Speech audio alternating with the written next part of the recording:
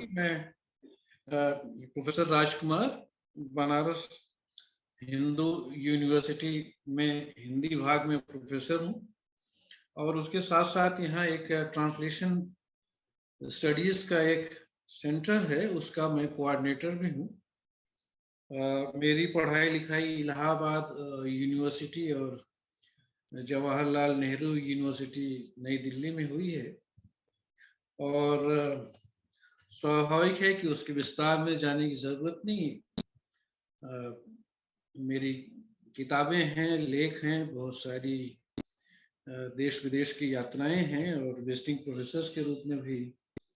Europe और America वगैरह के विश्वविद्यालयों में जाने का मुझे सौभाग्य मिला है।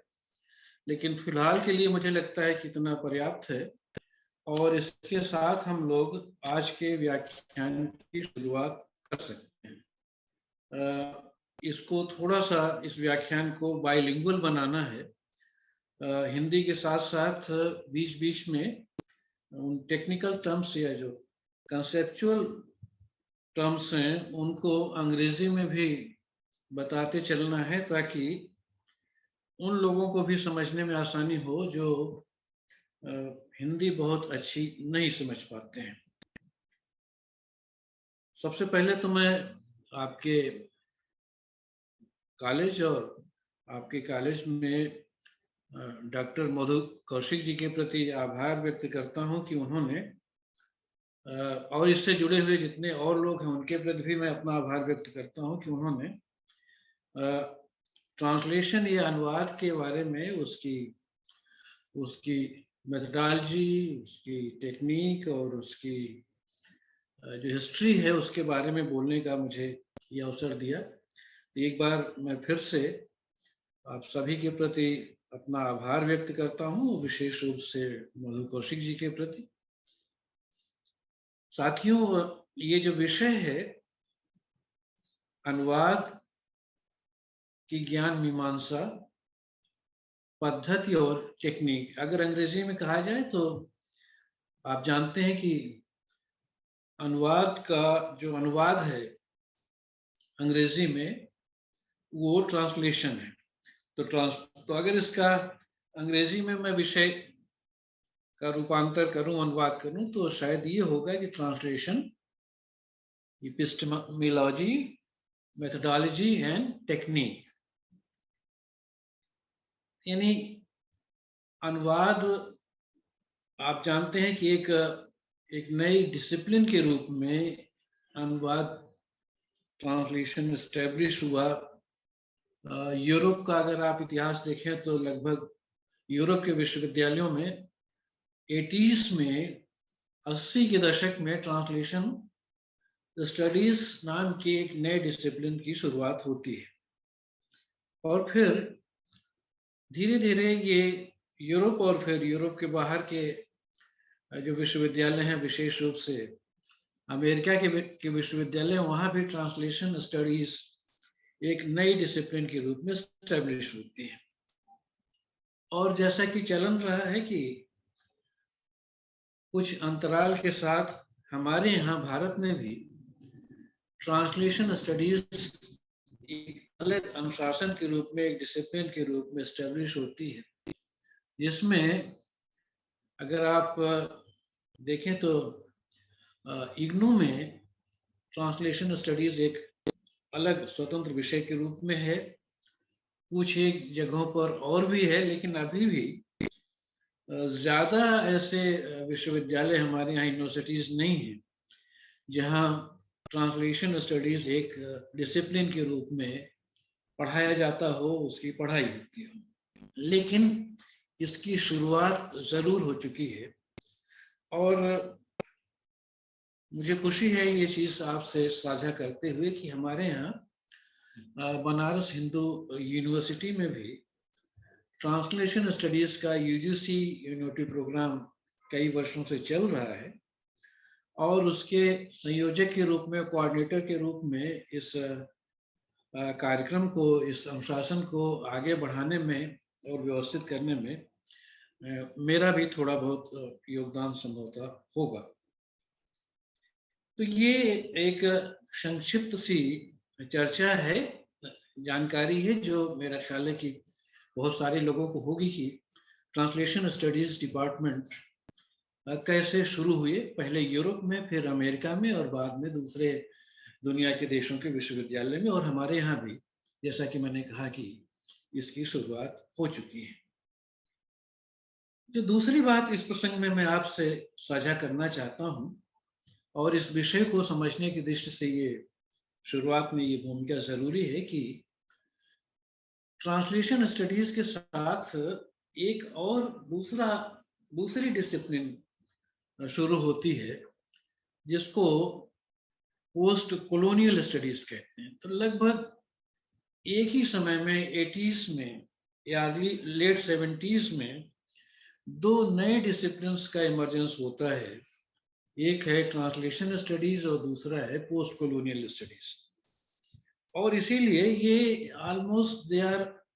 Like intertwined disciplines. इनके आपस की जो कनेक्शंस हैं वो बहुत गहरे हैं, लेकिन उसकी चर्चा करने का हमें समय नहीं मिलेगा। लेकिन फिर भी सूचना के लिए मैं इस बात का जिक्र करना चाहता था कि ट्रांसलेशन स्टडीज और पोस्ट कॉलोनियल स्टडीज की जो एपिस्टीम है, जिसको हिंदी में ज्ञान मीमांसा कहते हैं, उसका जो ज्ञान का जो आधार है वो लगभग सिमिलर है। और टाइम के पॉइंट ऑफ व्यू से भी देखें तो जो टाइम है वो भी ऑलमोस्ट सिमिलर है, यानी 80s। तो ये चीज हमें ध्यान में रखनी चाहिए ट्रांसलेशन स्टडीज की मेथोडोलॉजी या उसकी टेक्निक पर बात करने से पहले, कि ये दो डिसिप्लिन्स ऑलमोस्ट एक ही टाइम में इमर्ज करते हैं यूरोपियन यूनिवर्सिटीज में, और जैसा कि मैंने कहा कि फिर और दूसरी यूरोप से बाहर के विश्वविद्यालयों में भी। इस प्रसंग में ये भी ध्यान रखना जरूरी है कि ट्रांसलेशन स्टडीज भले ही एक डिसिप्लिन के रूप में 80s में इमर्ज करता हो, लेकिन उसकी एक प्री हिस्ट्री है। क्योंकि कोई भी चीज वैक्यूम से, शून्य से नहीं इमर्ज करती, उसकी भी कुछ ना कुछ प्री हिस्ट्री होती है। और अगर ट्रांसलेशन स्टडीज की प्री हिस्ट्री के बारे में आप बात करें तो आप पाएंगे कि इसकी प्री हिस्ट्री का कनेक्शन कंपैरेटिव लिटरेचर से बनता है। कंपैरेटिव लिटरेचर भी हमारे यहाँ बहुत सारी जगहों पर तो नहीं, लेकिन कुछ जगहों पर ये पढ़ाया जाता है, जिसमें से जादवपुर यूनिवर्सिटी का कंपैरेटिव लिटरेचर का जो डिपार्टमेंट है वो बहुत ज़्यादा मशहूर है। दूसरे विश्वविद्यालयों में भी कंपैरेटिव लिटरेचर पढ़ाया जाता है, कुछ में लिटरेचर के साथ और कुछ में एक अलग डिसिप्लिन के रूप में। तो ट्रांसलेशन स्टडीज की जो प्री हिस्ट्री है उसका कनेक्शन कंपैरेटिव लिटरेचर से जुड़ता है, क्योंकि कंपैरेटिव लिटरेचर तब तक पॉसिबल नहीं है जब तक आप दूसरी लैंग्वेजेस के लिटरेचर को ट्रांसलेशन के द्वारा किसी एक ऐसी लैंग्वेज में न ट्रांसफर करें जो बहुत सारे लोग जानते हैं। यानी एक ऐसी कॉमन लैंग्वेज में दूसरी भाषाओं के साहित्य को हमें ट्रांसलेट करना होता है, जिसको हम मानते हैं कि काफी लोग जानते हैं, या उस डिसिप्लिन में जो लोग काम कर रहे हैं वो उसको जानते हैं, और उसकी बुनियाद पर वो अलग अलग भाषाओं में लिखे गए साहित्य का तुलनात्मक कंपैरेटिव अध्ययन कर सकते हैं। आप जानते हैं कि यूरोप के कंटेक्स्ट में कंपैरेटिव लिटरेचर की बुनियाद लंबे समय तक इंग्लिश थी। इंग्लिश में यूरोप की दूसरी भाषाओं के साहित्य का ट्रांसलेशन होता था और फिर उसकी एक कंपैरेटिव स्टडी होती थी। और इसीलिए यूरोप के जो स्कॉलर्स हैं, जो लिटरेचर के स्कॉलर्स हैं, क्रिटिक्स हैं, वो कई बार यूरोपियन लिटरेचर की बात करते हैं। जैसे इंग्लिश लिटरेचर, अमेरिकन लिटरेचर या फ्रेंच या जर्मन लिटरेचर की बात की जाती है, वैसे ही यूरोप में यूरोप के आलोचकों के द्वारा यूरोपियन लिटरेचर की भी बात की जाती है, और उसमें अलग अलग भाषाओं में लिखे गए साहित्य का वो एक, और अलग अलग विधाओं में लिखे गए साहित्य का वो एक तुलनात्मक अध्ययन पेश करते हैं। तो ये एक प्री हिस्ट्री है ट्रांसलेशन स्टडीज की, जिससे स्वतंत्र होकर कंपैरेटिव लिटरेचर से बाहर 80s में, जैसा कि मैंने कहा कि ट्रांसलेशन स्टडीज एक स्वतंत्र विभाग के रूप में स्थापित होता है और वो कंपैरेटिव लिटरेचर का एक हिस्सा नहीं रह जाता, उससे अलग एक स्वतंत्र डिसिप्लिन बन जाता है। अब अगर इस बात को हम ध्यान में रखें तो हम इस चीज को भी समझ सकते हैं कि ट्रांसलेशन स्टडीज को एक अलग इंडिपेंडेंट डिसिप्लिन के रूप में एस्टेब्लिश करने के पीछे कहीं ना कहीं उससे पहले चले आ रहे चिंतन की, ज्ञान मीमांसा की एक भूमिका रही होगी, और उसी के परिप्रेक्ष्य में ये महसूस किया गया कि ट्रांसलेशन स्टडीज को अब कंपैरेटिव लिटरेचर के एक हिस्से के रूप में नहीं, एक नए अनुशासन के रूप में, एक नए डिसिप्लिन के रूप में पढ़ाने की जरूरत है, और वो सिलसिला शुरू हुआ। अगर आप ट्रांसलेशन स्टडीज को देखें या ट्रांसलेशन स्टडीज में जो कुछ किया जाता रहा है, किया जाता है, उसमें आपको दो चीजें दिखाई पड़ेंगी जो बड़ी खास है और जिसका उल्लेख करना यहाँ पर जरूरी है। एक तो ये कि ट्रांसलेशन स्टडीज की डिसिप्लिन के अंदर ये सिखाया जाता है कि एक भाषा से दूसरी भाषा में हम अनुवाद कैसे करें, जिसके लिए वहां पर टेक्निकल टर्म्स हैं। टारगेट लैंग्वेज, यानी जिस भाषा में आप किसी टेक्स्ट का अनुवाद करते हैं, और सोर्स लैंग्वेज, जिस भाषा से आप किसी टेक्स्ट का अनुवाद करते हैं वो सोर्स लैंग्वेज हुई, और जिस भाषा में आप अनुवाद करते हैं वो टारगेट लैंग्वेज हुई। तो सोर्स लैंग्वेज से टारगेट लैंग्वेज में कैसे ट्रांसलेट किया जाए, ये एक बड़ा कंटेस्टेड डोमेन रहा है, और इसको लेकर के गंभीर चिंतन हुआ है यूरोप की ज्ञान परंपरा में, एपिस्टेमिक ट्रेडिशन में, और बाद में हमारे यहाँ भी। इसलिए और इसीलिए ट्रांसलेशन स्टडीज के साथ ये दो क्षेत्र जुड़ते हैं। एक तो वो जिसको आप कह सकते हैं कि उसका जो व्यवहारिक प्रैक्टिकल डायमेंशन है, जहाँ एक भाषा के टेक्स्ट को, एक भाषा की पुस्तक को आप दूसरी भाषा में ट्रांसलेट करते हैं, और दूसरा ये जिसको आप बहुत श्रुत रूप में कहें theory of translation studies, theories और अप्रोचेस ऑफ ट्रांसलेशन स्टडीज, कि अनुवाद हम करें तो कैसे करें। अनुवाद से संबंधित जो दार्शनिक और वैचारिक और ज्ञान मीमांसा से जुड़े हुए जो प्रश्न हैं, वो उसका एक दूसरा पक्ष है, और इन दोनों पक्षों पर ट्रांसलेशन स्टडीज के विभागों में पढ़ाया जाता है, उस पर चिंतन होता है और लेखन होता है, और वो सिलसिला लगातार जारी है। और इसीलिए कहा जाता है कि ट्रांसलेशन स्टडीज का एक इंटरडिसिप्लिनरी पक्ष भी बनता है, अंतर अनुशासनात्मक पक्ष भी उसका बनता है, जहां अनुवाद का क्षेत्र, अनुवाद का कार्य दूसरी जो डिसिप्लिन हैं उनसे जुड़ता है, उनसे बहुत कुछ ग्रहण करता है, और केवल ग्रहण ही नहीं करता है बल्कि उनको ग्रहण कर वो भी अपने ढंग का कुछ नया ज्ञान रचता है, उत्पादित करता है। और इस तरह से वो अगर दूसरी डिसिप्लिन से कुछ लेता है तो फिर बदले में कुछ ऐसा देता भी है ज्ञान की दृष्टि से, जो पहले से स्थापित चले आ रहे अनुशासन या डिसिप्लिन उस तरह से नहीं दे सकते या नहीं दे पाते हैं। तो शोध की दृष्टि से, रिसर्च के पॉइंट ऑफ व्यू से भी ट्रांसलेशन स्टडीज का एक बड़ा महत्व है, और उसने कुछ ऐसे एरियाज और डोमेन्स खोले हैं, उनकी तरफ हमारा ध्यान दिलाया है जिन पर पहले या तो रिसर्च होता नहीं था, या उस ढंग से रिसर्च नहीं होता था जिस ढंग का रिसर्च ट्रांसलेशन स्टडीज की डिसिप्लिन के आ जाने के बाद शुरू हुआ है। तो और अगर उन विषयों को आप चिन्हित करना चाहें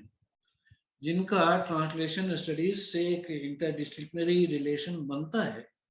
तो उसमें कुछ डिसिप्लिन्स का नाम तो विशेष रूप से लेना जरूरी है। जैसे जिनमें से एक का मैंने जिक्र किया कि कंपैरेटिव लिटरेचर से ही एक तरह से मैं बता चुका हूं कि ट्रांसलेशन स्टडीज पैदा होता है, एक स्वतंत्र अनुशासन के रूप में स्थापित होता है। इसी के साथ साथ आप ट्रांसलेशन स्टडीज का संबंध फिलॉसफी से भी बनता है, और विशेष रूप से फिलॉसफी ऑफ लैंग्वेज, भाषा दर्शन जो है, भाषा दर्शन के बारे में जो 20वीं सदी में लगातार नया चिंतन आया है, और विशेष रूप से फर्दिनांद सास्यूर के बाद भाषा को लेकर, भाषा और अर्थ को लेकर जो नया चिंतन यूरोप में आया, और जिसकी वजह से पहले संरचनावाद और फिर उत्तर संरचनावाद या deconstruction, structuralism and post structuralism जैसे दो बड़े आंदोलन पैदा हुए, उसके केंद्र में कहीं ना कहीं भाषा के बारे में नए प्रकार का दार्शनिक चिंतन है, और उसकी बुनियाद के रूप में उचित ही सास्यूर का नाम लिया जाता है। और वही परंपरा फिर आगे डिकंस्ट्रक्शन में बढ़ती है, जिसके एक बड़े चिंतक के रूप में हम सभी लोग आज जानते हैं कि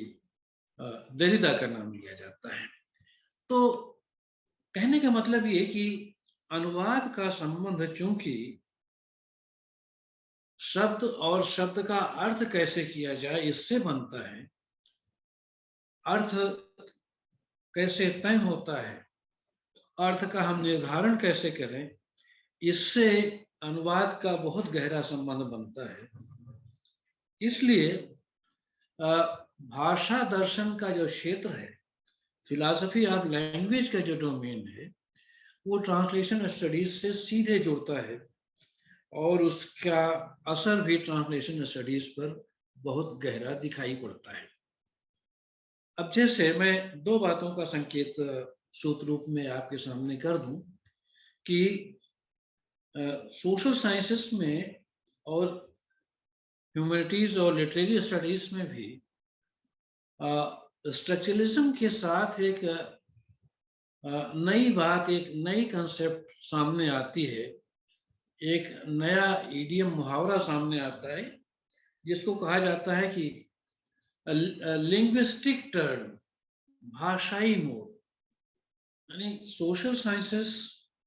और ह्यूमैनिटीज और लिटरेरी और कल्चरल स्टडीज में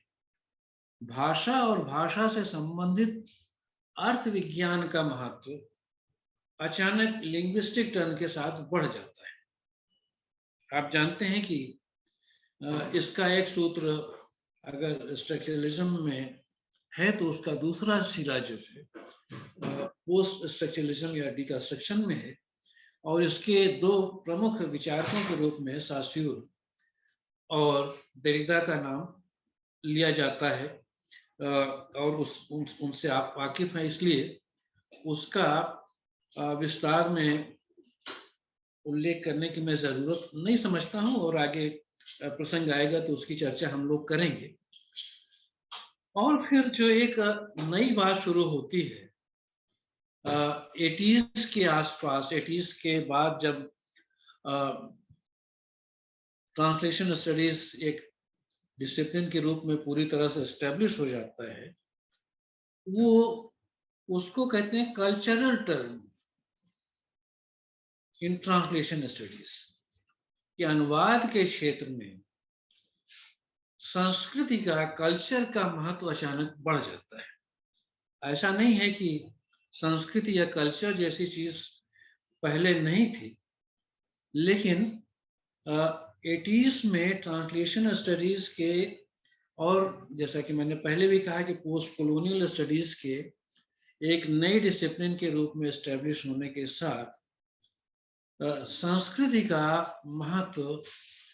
नए सिरे से दिखाई पड़ता है। कई बार चीजें होती हैं लेकिन उसका महत्व हम नहीं समझते हैं। महत्व उनका तब प्रकट होता है जब कोई विचार या सिद्धांत उसके महत्व को हमारे सामने विश्लेषण और विवेचन के द्वारा स्थापित करता है, प्रकट करता है और बताता है कि इसका महत्व ये है, भले ही आप इसको देखकर भी अनदेखा कर रहे हैं, उस पर ध्यान न दे रहे हैं। तो मैं ये इस बात की तरफ आपका ध्यान ले जाना चाहता था कि जैसे जैसे ज्ञान मीमांसा के क्षेत्र में, जिसको ज्यादा आसान एपिस्टेमोलॉजी के क्षेत्र में, या जिसे आप कहें कि ज्यादा सरल शब्दों में कि चिंतन के क्षेत्र में, ज्ञान के क्षेत्र में जैसे जैसे नए बदलाव आते हैं, नया चिंतन आता है, वो चिंतन हमारी उस मेथोडोलॉजी या पद्धति को भी प्रभावित करता है, बदलता है, जिसके आधार पर हम उस अनुशासन का या डिसिप्लिन का अध्ययन करते रहे। तो जैसे ही cultural turn in translation studies जैसी कोई चीज आती है, वैसे ही ट्रांसलेशन स्टडीज की जो मेथोडोलॉजी है वो भी बदलती है। उसमें अनुवाद के दौरान संस्कृत के महत्व को, कल्चर के महत्व को कैसे हम ध्यान में रखें, ये बात उसकी मेथोडोलॉजी का हिस्सा बन जाती है, जो उससे पहले उस तरह से नहीं थी। इसकी चर्चा भी मैं अपने व्याख्यान के दूसरे या तीसरे खंड में थोड़ा विस्तार से कर पाऊंगा कि कैसे संस्कृति के महत्व के बढ़ने के साथ ट्रांसलेशन स्टडीज की मेथोडोलॉजी बदलती है, उसका तरीका बदलता है। जो तीसरी चीज है जिसका संबंध व्याख्यान के इस पहले हिस्से से है, वो है टेक्निक। और जैसा कि मैंने अपने एब्स्ट्रैक्ट में लिखकर भेजा था, हो सकता है कि उसको आपके साथ शेयर भी किया गया हो, मैं नहीं जानता, कि वास्तव में तीन चीजें हैं और ये परस्पर एक दूसरे से जुड़ी हुई हैं। एक तो है एपिस्टेमोलॉजी यानी ज्ञान मीमांसा, दूसरा है मेथोडोलॉजी यानी पद्धति, और तीसरा है टेक्निक। टेक्निक को हम लोग हिंदी में भी टेक्निक ही कहते हैं, लेकिन इसमें जो सबसे खास चीज है, बुनियादी चीज है, वो है ज्ञान मीमांसा या मेथोडोलॉजी, एपिस्टेमोलॉजी। तो हमारी जो ज्ञान मीमांसा है, एपिस्टेमोलॉजी है, हमारी जो दृष्टि है, जो हमारा विजन है, वो अक्सर ये तय करता है या प्रभावित करता है हमारी मेथोडोलॉजी कि हमारी मेथोडोलॉजी क्या हो, हम अपने डिसिप्लिन का कैसे अध्ययन करें। और सबसे आखिर में जो चीज आती है वो टेक्निक है। टेक्निक एक तरह से मेथोडोलॉजी को और ज्यादा सरल और सूत्र रूप में व्यवहार में परिणत करने के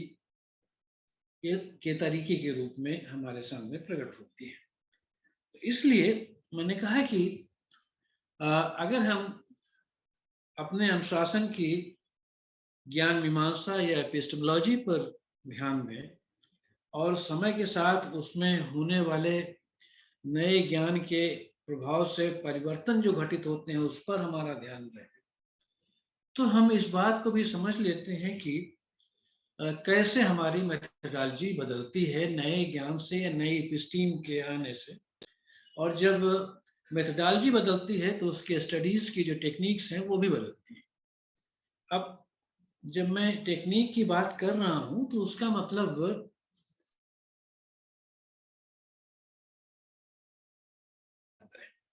टेक्निक का मतलब विशेष रूप से ट्रांसलेशन स्टडीज में भी, कल्चरल स्टडीज में भी और लिटरेरी स्टडीज में भी वो नहीं है। वो एक अलग क्षेत्र है। लेकिन उसकी मैं चर्चा नहीं कर रहा हूँ कि आप कंप्यूटर कैसे चलाते हैं, आप सर्च कैसे करते हैं, माइनिंग कैसे करते हैं नेट पर, और अपने नॉलेज को आप कैसे स्टोर करते हैं, कैसे अपलोड करते हैं, ये सारी चीजें यद्यपि महत्वपूर्ण है और ये टेक्नोलॉजी का पार्ट है। जिससे इस तरह से मैं बात कर रहा हूँ वो भी बिना इंटरनेट और इस तरह की टेक्नोलॉजी के संभव नहीं था कि मैं बात करूं और दूर कोई उसको रिकॉर्ड करे और फिर दूसरे लोग उसको सुने। तो ये ट्रांसमिशन ऑफ नॉलेज और का जो संबंध है उसके साथ टेक्नोलॉजी जिस तरह से जुड़ती है और फिर पूरी उसके ट्रांसमिशन की जो पुरानी जो मेथोडोलॉजी थी, जो पुराना जो तरीका था, उसको कैसे वो बदलती है, ये भी अपने आप में एक और उसमें बहुत सारी चीजें और भी आप जोड़ सकते हैं, लेकिन ये एक महत्वपूर्ण चीज है और उस पर भी इस तरह का काम करने वाले और खास तौर से सिर्फ टेक्नोलॉजी पर काम करने वाले या लाइब्रेरी साइंस से जुड़े हुए लोग इन चीजों पर ज्यादा ध्यान देते हैं, उस पर वो चर्चा करते हैं और वो महत्वपूर्ण है। और मेरा ख्याल है कि आपके इस कार्यक्रम में इस पक्ष पर भी अलग से चर्चा करने वाले और उस पर ज्ञान देने वाले कुछ लोग होंगे जो सिर्फ इन चीजों के बारे में बताएंगे कि इंटरनेट है या कंप्यूटर है और ट्रांसमिशन ऑफ नॉलेज की जो नई टेक्नोलॉजी है उसको हम कैसे मास्टर करें, उसका कैसे प्रयोग करें। लेकिन मैं जिस बात की चर्चा कर रहा हूँ आपके सामने, उसका संबंध इससे उस तरह से नहीं है। मेरा संबंध उन तीन चीजों से है जिसको मैंने कहा कि ज्ञान मीमांसा, पद्धति और टेक्निक। यहाँ पर मुझे लगता है कि शायद आधे घंटे का समय होने वाला है, तो इसलिए मैं अपनी बात को समअप करूं कि और इससे अगली व्याख्यान का जो अगला हिस्सा होगा वो जुड़ेगा कि क्या सभी डिसिप्लिन्स की एपिस्टेमोलॉजी एक ही होती है, ये अलग अलग होगी? क्या सभी डिसिप्लिन्स की मेथोडोलॉजी एक ही होगी या अलग अलग होगी? और अगर ये अलग अलग होंगी, उनमें कुछ फर्क होगा, तो फिर उसकी जो टेक्निक है, उसको व्यवहार में संभव बनाने की जो टेक्निक है, वो भी डिसिप्लिन्स के हिसाब से बदलेगी या एक ही जैसे रहेगी? तो इस बात की चर्चा और इसका बहुत विस्तार में न सही लेकिन संक्षेप में इन बातों के बारे में मैं अपने व्याख्यान के अगले हिस्से में आपके सामने चर्चा करूंगा। और जैसा कि तय हुआ है कि फिर जो अंतिम हिस्सा होगा उसमें हम ट्रांसलेशन के इतिहास और भारत में ट्रांसलेशन के इतिहास और यूरोप में ट्रांसलेशन के इतिहास और उपनिवेशवाद के आने से पहले और उपनिवेशवाद के बाद के ट्रांसलेशन के इतिहास और उसकी मेथोडोलॉजी और उसकी एपिस्टेमिक ट्रेडिशन के बारे में उसकी चर्चा करूंगा।